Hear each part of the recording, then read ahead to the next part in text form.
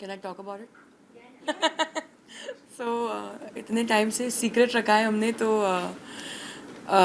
Sad obviously हुई थी because game से कोई बाहर नहीं होना चाहता, but it also is a game जो हमें याद रखना चाहिए कि कोई ना कोई तो आउट होगा ही, कभी ना कभी किसी ना किसी को तो आउट होना भी है। तो आई थिंक कोई फर्स्ट आउट हो या सेकेंड लास्ट आउट हो, आई थिंक उतना इक्वली बुरा लगता है।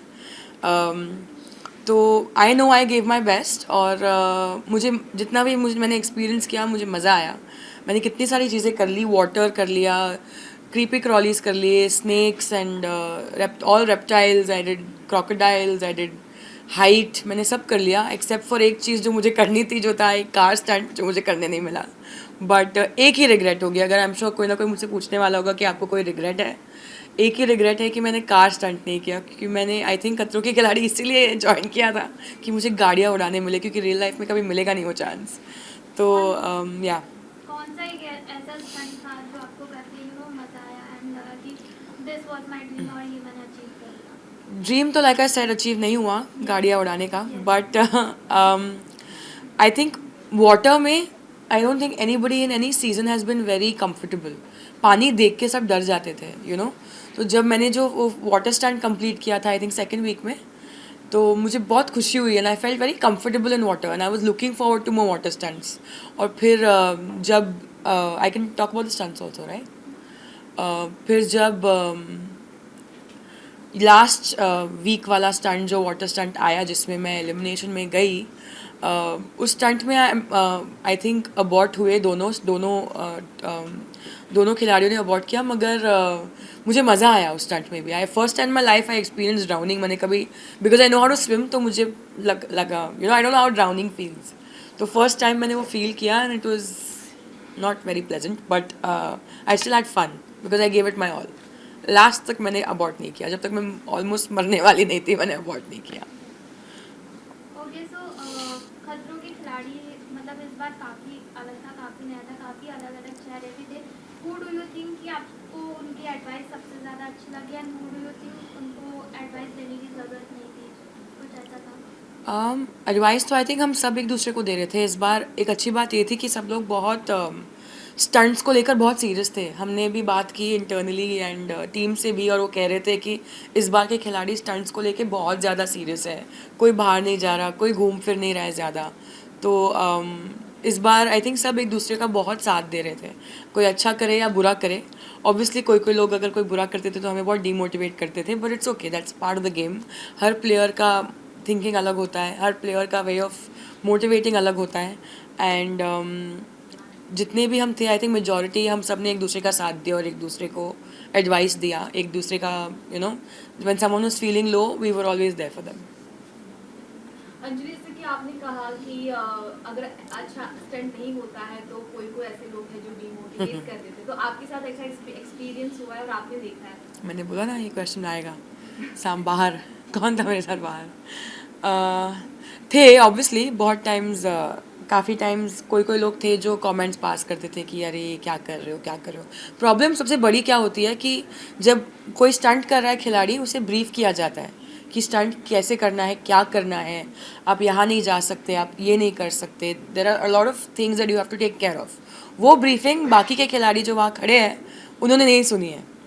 तो जब मैं क्रोकोडाइल स्टंट कर रही थी और मेरी प्यारी अर्चू मुझे बोल रही थी अरे वो वाला उठा ले वो वाला, I was not allowed to go behind. वहाँ पे छोटा क्रोकोडाइल जो था, मेरा जो पीछे जो लगा था वो चीज़, उसकी वजह से मैं पीछे जा ही नहीं पा रही थी because there was a rod on my back. तो मैं नहीं जा पा रही थी and she was not understanding कि हमें पीछे जाना अलाउड नहीं है, राइट? तो इसलिए उनको नहीं पता, तो इसलिए वो मिसअंडरस्टैंडिंग हो जाती है, मिसकम्युनिकेशन हो जाता है और बहुत सारी चीज़ें। जब वो भी स्टंट कर रहे हो, हम भी अगर कुछ एडवाइस दे रहे हो, हमें नहीं पता, हम नहीं कर सकते। तो आई थिंक इवन वंस मैं कुछ कर रही थी एंड डीनो और somebody was saying something to me and I said नहीं मैं वो नहीं कर सकती बिकॉज मुझे सेफ्टी ब्रीफिंग में बोला कि मैं वो नहीं कर सकती। So it's not their fault, they don't know. तो हमें जो ब्रीफिंग दी जाती है वो रोहित सर जो समझाते हैं उससे एक स्टेप आगे होती है, जो सेफ्टी को लेकर बहुत डिटेलिंग में हर एक चीज़, आप एक एक पैर कहाँ रख सकते हो, एक एक चीज़ कहाँ आप सेफ हो सकते हो। इवन द लेज वाला स्टंट जो था, जो सुंदूस मैंने और रश्मीत ने किया, जो मैंने इतना अच्छा बिल्कुल भी नहीं किया, उसमें भी कि अगर आप ऐसे टर्न होगे तो आपकी safety cable will be fine, आप ऐसे टर्न करके करोगे तो सेफ्टी केबल अटक जाएगा, you can not do it that way, so you have to take care of a lot of things while doing a stunt.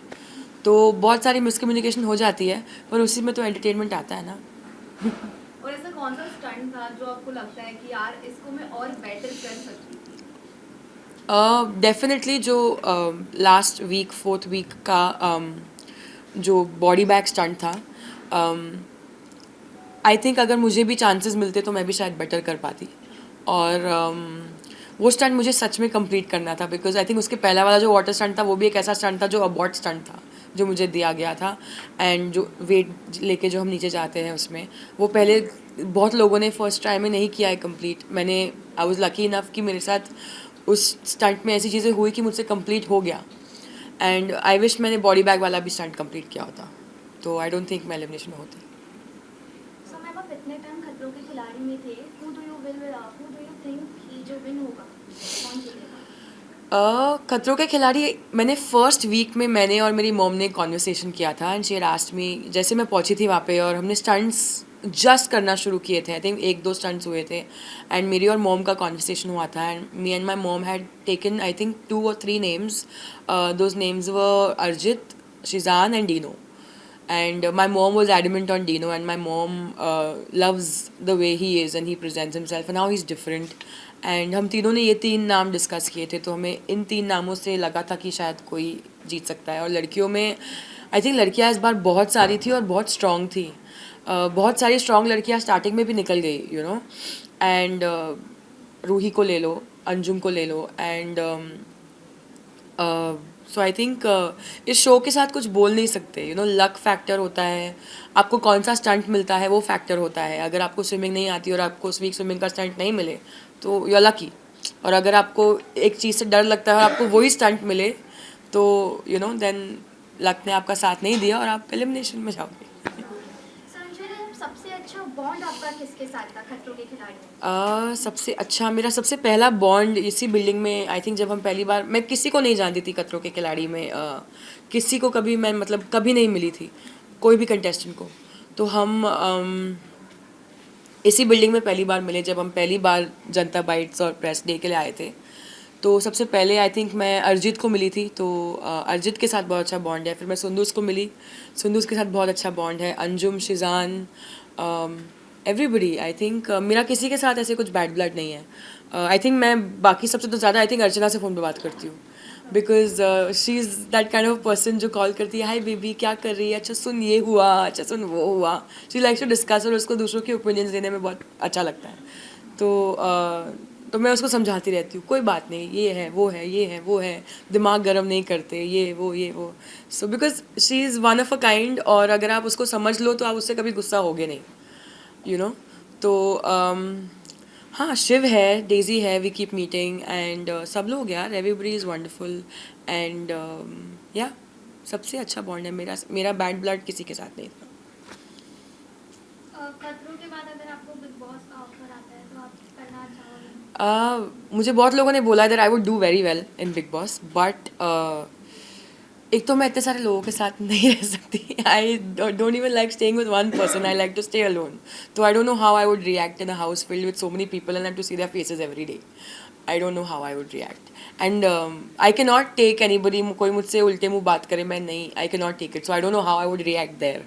तो मैं शायद दूसरे दिन में वापस बाहर आ जाऊँ, किसी को हाथ उठा लिया मैंने तो, because I can not take कोई बदतमीज़ी से बात करे. और वहाँ पे इतनी बदतमीज़ी होती है जो देखने में मुझे बहुत मज़ा आता है. I'm being very honest, I'm the biggest Big Boss fan and I watch every season, every episode without fail.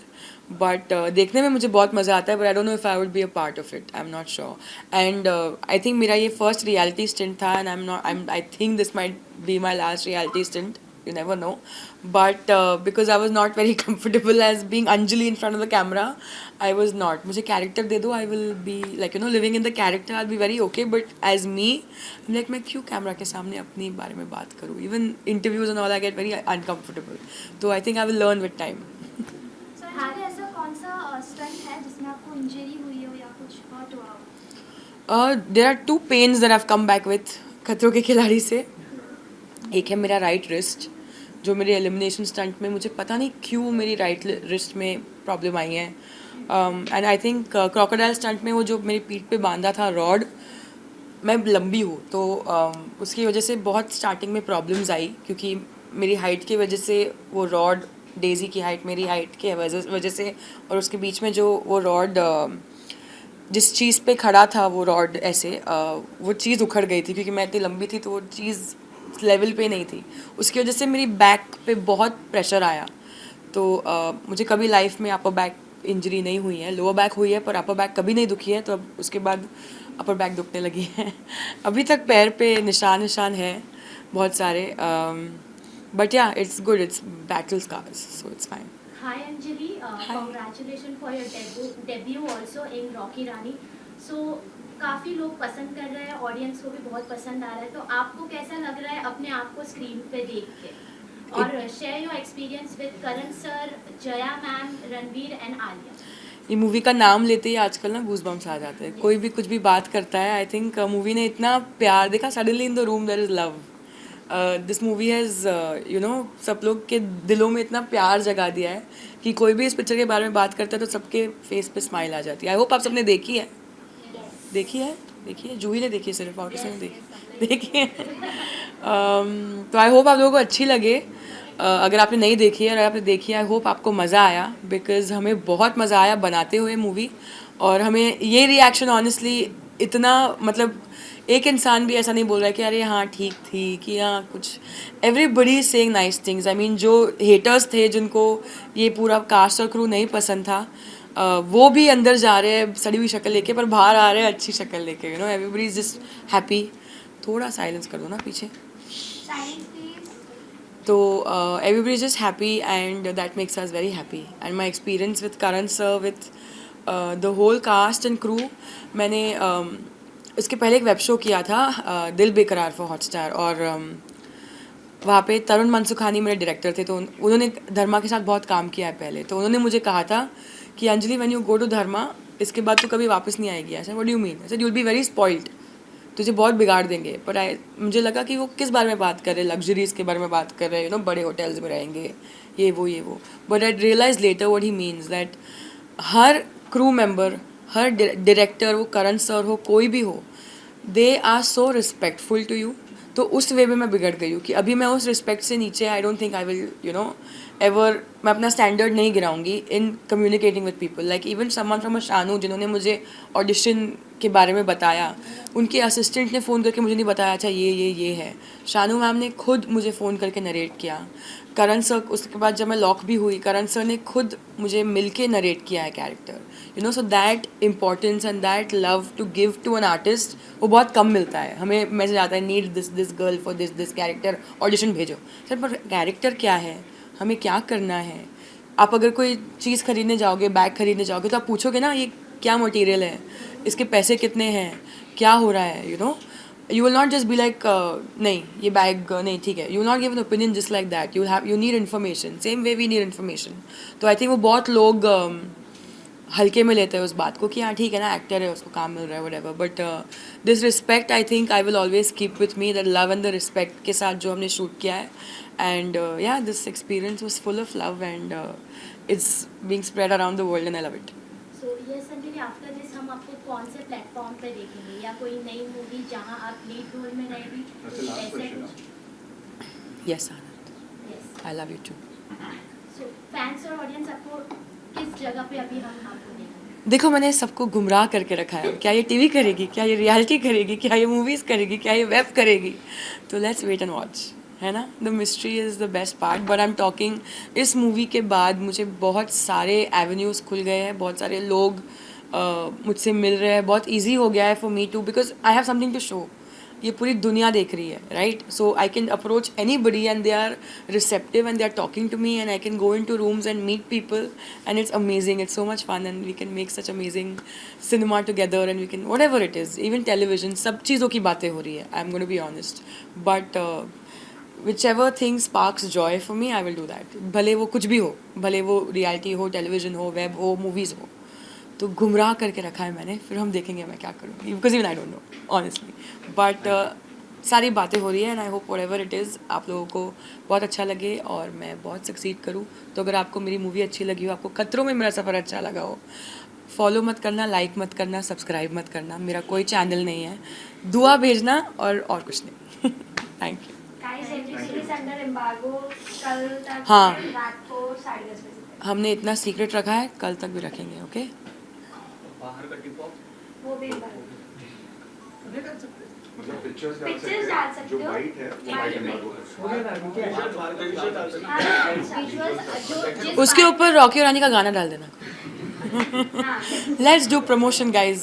Ranveer ने मुझे बहुत कुछ सिखाया है। उन्होंने बोला है ना एलिमिनेशन वाला वो मत डालना, बाकी आप वो स्पॉटिंग वाला डाल सकते हो, बाकी ये पूरा कल तक। मैंने बाहर एलिमिनेशन मेंशन किया नहीं ना, एक क्वेश्चन था ना कि आप शो से बाहर आ गए हो, एक कुछ तो था पर मैंने उसको रिप्लाई नहीं किया। हाँ मतलब वो चलो ठीक है, आप लोग देख लेना, अगर होगा तो मैंने बोला वाई कॉम वाई कॉम वाई कॉम वाई कॉम। हाँ, सबसे पहले congratulation with your journey. Thank you so क्या मच। कुछ कहना चाहोगे थैंक यू। आपकी जर्नी को लेके? इतनी सारी बातें हुई आपकी जर्नी में, शुरुआत करते हैं आपकी जर्नी से। यार जर्नी मेरी बहुत ही अमेजिंग थी, रिमार्केबल थी। मेरे करियर में डेफिनेटली एक मार्क छोड़ के जाएगी। और अगर मार्क की बात करूं तो जैसे ही मैं बाहर निकला तो मुझे सबसे पहले ये चीज़ सुनने को मिली कि you have left a mark on the show called big boss. Right. कि इसे ऐसा भी निभाया जा सकता है, ये नहीं सोचा था। सो अगर ये लोग मुझे बोल रहे हैं तो मेरे लिए इससे बड़ी कोई चीज़ नहीं हो सकती, क्योंकि मेरे लिए मेरा सेल्फ रिस्पेक्ट, मेरी डिग्निटी बहुत इंपॉर्टेंट है। अगर आप मेरे पूरे करियर की बात करें या मेरे 18 साल में जितने भी मैंने शोज़ किए हैं, वहाँ भी इंटरव्यूज़ होते हैं, वहाँ भी चीज़ें होती हैं, वहाँ भी दिखता है इंसान कैसा है, किसके साथ बैक ऑफ द कैमरा किससे किसके लड़ाई हो रही है, क्या हो रही है। तो मेरे लिए वो बहुत ही सक्सेसफुल अटेम्प्ट था, जो कि मेरी करियर में बिल्कुल भी, वो कैसा कहते हैं कि बिग बॉस या तो आबाद कर देता है या तो बर्बाद कर देता है आपको, तो मेरे लिए तो बिल्कुल आबाद है। सबसे पहले कल के टास्क की बात करते हैं, जिस टेलर में जिया को डालना था, आपको उससे मैं इंक्लूड करता हूँ डे 1 की। जब आप घर के अंदर थे, पलक को थोड़ी देर के लिए रोका था, जिया और आपकी बहुत सारी बातें हो रही थी। वो घर में ऐसा था कि आप लोग ऊपर जाके बात कर रहे हो, नीचे सब लोग थे, तब काफी बात हुई। और उसके बाद 1 या 2 दिन के बाद पलक आई, जिया और आपके थोड़ी दूरी हो गई। मुझे ऐसा लगा कि जिया फिर वापस पलक गई, फिर वापस नजदीकी। तो ये जो पॉइंट है, जो नजदीक आना दूर जाना, वो क्या उनके गेम का हिस्सा था? जब मैं गेम के पॉइंट ऑफ व्यू से तो सोच नहीं रहा था। इंसान सोचता है इंपॉर्टेंस के पॉइंट ऑफ व्यू से कि अगर मैं किसी के लिए इंपॉर्टेंट हूँ तो वो मेरे साथ रहेगा, अगर मैं किसी के लिए इंपॉर्टेंट नहीं हूँ तो वो इंपॉर्टेंस नहीं मिलेगी मुझे। करेक्ट। तो जो है सो है, जो वाइब समझ में आती है समझ में आती है, जो वाइब समझ में नहीं आती वो नहीं आती। Be clear. तो अगर उसे ऐसा लगा कि वो पलक आ गई है तो उसे उसको ज्यादा टाइम देना है, उनके बीच में कुछ बात हो गई, उसको ज्यादा इंपॉर्टेंस देना था क्योंकि उसकी पुरानी दोस्ती थी 6 साल पुरानी, ठीक है मेरे समझ में आया। बट यार मैं किसी का सेकंड ऑप्शन नहीं। अगर मुझे मेरा इंपॉर्टेंस चाहिए तो मेरा इंपॉर्टेंस मेरा है। अगर उसे ऐसा नहीं होता ना कि आप जिंदगी में किसी एक ही इंसान के दोस्त बनते हो, वो तो घर है, वहां तो 15 लोग 12 लोग साथ में रह रहे हैं, तो सिर्फ एक इंसान तो दोस्त नहीं बन सकता ना, कोई और भी दोस्त बन सकता है। तो मुझे उस वक्त ऐसा फील हुआ कि यार मतलब ये क्या है, मतलब जब हमारे साथ थे तो हमारे साथ, वो आ गई तो उसके साथ, वो चली गई है तो हमारे साथ, मतलब क्या है ये, थोड़ा सा वैसी वाली फीलिंग आई थी। और ये जो सिस्टम हिल जाता है, मैंने बाहर भी आपको एक सवाल पूछा था, क्या सिस्टम हिल गया क्या? तो ये जो वाइल्ड कार्ड एंट्री के आने से, और मुझे ऐसा लगा कि वाइल्ड कार्ड एंट्री आए और सीधा मार्क आपको ही कर रहे, टारगेट हम जिससे कहते हैं टारगेट आपको कर रहे। आपको नहीं लगा कि वो आते सिर्फ टारगेट आपको ही कर रहे थे? जो शुरुआत के 3-4 दिन थे, जब भारती जी भी आए थे घर में, उसके 2 दिन पहले से मैं बात कर रहा हूँ, उनके वो वीकेंड, फिर मंडे ट्यूसडे, ये जो हफ्ता था 4-5 दिन का, उन्होंने सिर्फ आपको टारगेट किया, ऐसा नहीं लगा आपको? बिल्कुल लगा। और जब मैंने उनसे बात की तो मुझे कह रहे हैं कि यार मैंने बाहर देखा और मैंने उनसे पूछा कि सबसे वीक कंटेस्टेंट कौन है, उन्होंने बताया तुम, तो मैंने तुमको रोस्ट कर दिया। अगर मैं वीक कंटेस्टेंट हूँ, अगर मैं शो में कुछ कर नहीं रहा हूँ, तो आप घर में घुसते ही मुझे क्यों इम्पोर्टेंस दे रहे हो? Right, correct. आपको प्रीफिक्स अगर माइंड से आए हो कि मैं अंदर घर में जाते ही इस बंदे के साथ पंगे लूंगा, तो आप वीक इंसान को तो टारगेट नहीं करोगे ना, जो दिख ही नहीं रहा, जो कुछ कर ही नहीं रहा। आप किसको टारगेट करोगे? जो स्ट्रांग दिख रहा है। यस। कि मेरे को यार इसका सिस्टम हिलाना है, करेक्ट, उनकी लैंग्वेज में। तो मैंने तो बहुत पॉजिटिव ले लिया, मेरे को उल्टा अच्छा लग रहा था कि अच्छा देखो मैं स्ट्रांग लग रहा हूँ, लड़, जो करना है कर।